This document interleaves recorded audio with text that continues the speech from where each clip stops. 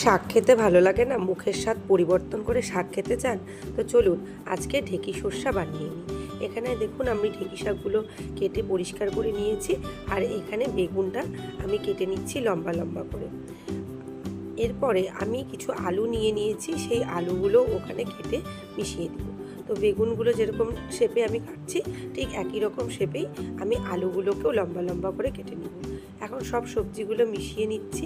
এবার জল দিয়ে ভালো করে পরিষ্কার ধুয়ে নেওয়ার পালা।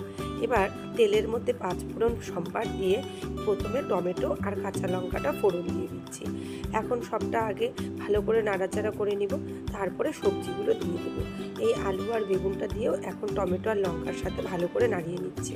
এবার ধুয়ে রাখা শাকগুলো দিয়ে দিচ্ছি, দিয়ে এবার সম্পূর্ণটাকে আরও ভালো করে নাড়াচাড়া করে সিদ্ধ হয়ে যাওয়া আলু আর বেগুনের সাথে মজিয়ে নেব।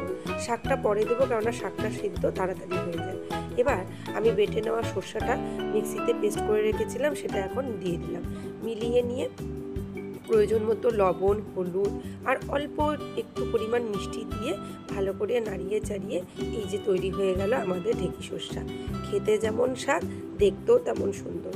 এটা দিয়ে রুটি হোক ভাত হোক আপনি এক থালা খেয়ে নিতে পারবেন।